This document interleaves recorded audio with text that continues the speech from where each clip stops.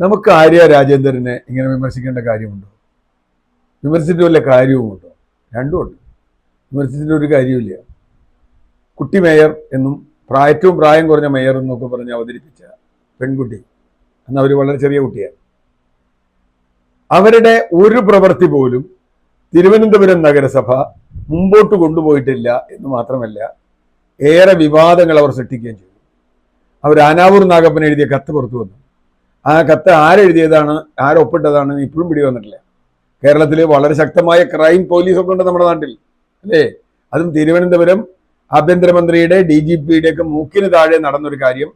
ആരാണ് ആ കത്ത് എഴുതിയതെന്നോ എന്തിനാണ് എഴുതിയതെന്നോ അവരെല്ലാം എഴുതിയെന്ന് പറയുന്നു, നമുക്കറിയില്ല. എന്തായാലും അവരുടെ ഒപ്പുണ്ട്, അവരുടെ സീലുണ്ട്. രണ്ടാമത് നമ്മുടെ പാവം ഒരു ട്രാൻസ്പോർട്ട് ഡ്രൈവർ യദു. ആ ട്രാൻസ്പോർട്ട് ഡ്രൈവറുടെ നേരെ എന്തൊക്കെ കോമാളിത്തര കാണിച്ചേ. അത് കഴിഞ്ഞു ഇപ്പൊ അയാളെ ഇപ്പൊ കൊല്ലും, ഇപ്പൊ ശിക്ഷിക്കും, തൂക്കിക്കൊല്ലും എന്നൊക്കെ പറഞ്ഞു. എന്തുണ്ടായി അവസാനം? എവിടെ പോയി ആ വീഡിയോ കാസറ്റ്? ഒരു കാസറ്റ് ഉണ്ടായിരുന്നു എന്ന് പറഞ്ഞു, അതിനകത്ത് വീഡിയോ റെക്കോർഡിങ്. അത് കിട്ടിയോ? ഇതുവരെ ഞാൻ കേട്ടിട്ടില്ല കിട്ടിയെന്ന്. അതെവിടെ പോയി? ഈ ഭൂമി മലയാളത്തിൽ അത് അപ്രത്യക്ഷമായി. ഏത്? DGPയുടെ മൂക്കിന് താഴെ. ഒരു ദൂരെ നിന്നല്ല, അത് പട്ടത്ത് നടന്ന സംഭവമാണ്. ദൂരെ നടന്നൊരു സംഭവമല്ല, പട്ടത്ത് നടന്ന ആ കാസറ്റ് KSRTCയിൽ നിന്ന് അപ്രത്യക്ഷമായി. ഭർത്താവ് MLA, ഭാര്യ മേയർ. നല്ല കാര്യം. യുവാവാണ് MLA, അദ്ദേഹത്തിന് നല്ല സാധ്യതയുള്ള ഒരു MLA ആണ്. എനിക്കിഷ്ടമാണ് അദ്ദേഹത്തിന്. പക്ഷേ പറ്റിപ്പോയി. ഇപ്പോൾ എന്താ കാരണം? ഈ കേസിൽ അദ്ദേഹം പെട്ടുപോയി. ആ കേസിൽ എന്തെങ്കിലും അന്വേഷണം വന്നോ? ഇല്ല.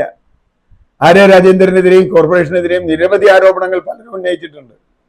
എന്തെങ്കിലും മറുപടി ഉണ്ടായോ? ഒരു മറുപടി ഉണ്ടായില്ല. ഫലത്തിൽ ആര്യ രാജേന്ദ്രന്റെ പ്രവർത്തനം ഗുണമുണ്ടാകാൻ പോകുന്നത് BJPക്കാണ്. താരതമ്യേന നഗരങ്ങളിൽ UDF ദുർബലമാണ്. അവിടെ BJP ഒന്നാം സ്ഥാനത്താണ്. പണ്ട് പാലക്കാട് മുനിസിപ്പാലിറ്റി ഭരിച്ചതുപോലെ തിരുവനന്തപുരം കോർപ്പറേഷൻ BJPക്ക് തളികയിൽ വെച്ച് കൊടുക്കാനാണ് ആര്യ രാജേന്ദ്രൻ എന്നയാളെ അവിടെ മേയർ ആക്കിയിട്ടുള്ളത് എന്ന് ഞാൻ ഇപ്പോൾ പറയും. പറഞ്ഞാൽ അതിലൊരു തെറ്റുമില്ല, കാരണം അത് തെളിയിക്കപ്പെടാൻ പോവുകയാണ്. മാത്രമല്ല, ഇപ്പൊ അവർക്കെതിരെ വലിയ ശക്തമായ വിമർശനം തിരുവനന്തപുരം ജില്ലാ കമ്മിറ്റിയിൽ വന്നു. ജില്ലാ കമ്മിറ്റിയിൽ വന്നു. ഞാൻ ഈ പറഞ്ഞ ആരോപണമൊക്കെ അവിടുത്തെ പാർട്ടി സഖാക്കൾ ഉന്നയിച്ചു. പക്ഷെ അതൊന്നും സമ്മതിച്ചില്ല. കാരണം അവർക്ക് വേണ്ടി ശക്തമായി വാദിക്കുന്ന ഒരു ലോബി, ആര്യ രാജേന്ദ്രന് വേണ്ടി വാദിക്കുന്ന ഒരു ലോബി തിരുവനന്തപുരത്തുണ്ട്.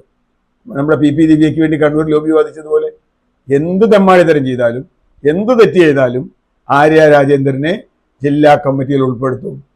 ചില ആളുകളെയൊക്കെ ഒഴിവാക്കി, അതുപോട്ടെ, അത് ചില ബ്ലോക്ക് പഞ്ചായത്ത് പ്രസിഡന്റിനെയും പഴയ CMPയിൽ നിന്ന് വന്ന സുഗുണനെയൊക്കെ ഒഴിവാക്കി. അത് ഒഴിവാക്കണമെന്നുള്ള അവരുടെ തീരുമാനം. പക്ഷേ ജില്ലാ കമ്മിറ്റിയിൽ ആര്യ രാജേന്ദ്രൻ വേണമെന്നുള്ളത് പാർട്ടിക്ക് നിർബന്ധം.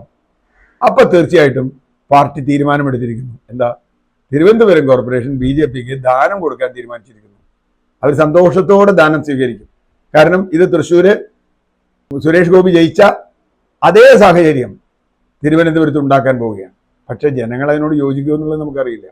കാരണം അങ്ങനെ ശ്രമിച്ചിട്ടും പാലക്കാട് ഉപതെരഞ്ഞെടുപ്പിലുണ്ടായ ഫലം ചിലപ്പോൾ LDFന് അവിടെ ഉണ്ടായേക്കാം. LDF മൂന്നാം സ്ഥാനത്തേക്ക് പോയേക്കാം. അവിടെ ഭരണം എങ്ങനെ വരുമെന്ന് നമുക്ക് പറയാൻ പറ്റില്ല. അതുകൊണ്ട് ഉറപ്പായും ആര്യ രാജേന്ദ്രൻ ഉൾപ്പെടുന്നത് BJPയെ സഹായിക്കാനാണ് എന്ന് നമുക്ക് കൃത്യമായി അറിയാം. അതിൻ്റെ സ്ഥാപിത താല്പര്യങ്ങൾ, അല്ലെങ്കിൽ അവിടെ കഴിവുള്ള ആരെങ്കിലും മേയറാക്കിയാൽ പോലെ, കഴിവുള്ള ആളുകളെയൊക്കെ തോൽപ്പിച്ചു, അതൊക്കെ വേറെ കഥ. അവരെങ്ങനെ മേയറായി എന്നുള്ള കഥയൊക്കെ. ഏതായാലും വളരെ പ്രോമിസിംഗ് ആയ ഒരു യുവ നേതാവായി വരേണ്ട ആര്യ രാജേന്ദ്രനെ പാർട്ടിക്കാർ കൂടി നശിപ്പിച്ചു. അവരെ ബലിയാടാക്കും. കോർപ്പറേഷൻ തോറ്റാൽ അതിൻ്റെ മുഴുവൻ ഉത്തരവാദിത്വവും ആര്യ രാജേന്ദ്രന് കൊടുത്തുകൊണ്ട് ഇവരെല്ലാവരും കൈകഴുകും. ഒരു സംശയവും വേണ്ട. അതിനുള്ള ഒരുക്കമാണ്, അത് പാർട്ടി തീരുമാനമാണ്. കോർപ്പറേഷൻ BJP കൊടുക്കുക എന്നുള്ളത് അത് നടപ്പാക്കാൻ പോവുകയാണ്. ആര്യ രാജേന്ദ്രനെ പിന്താങ്ങുക മാത്രമല്ല, റെഡ് വോളണ്ടിയർ പരേഡ് നയിച്ച് DYFI നേതാവുമ്പോൾ നയിക്കണമല്ലോ. നയിച്ച് അവർ മുമ്പോട്ട് വന്നു എന്ന് പറഞ്ഞാൽ പാർട്ടി കൊടുക്കുന്ന സന്ദേശം വളരെ ക്ലിയറാണ്. ആര്യ രാജേന്ദ്രൻ തന്നെയാണ് തിരുവനന്തപുരത്തെ ഏറ്റവും ആപ്റ്റ് മേയർ എന്ന്. അതിൻ്റെ ഫലമാണ് കാണാനിരിക്കുന്നത്.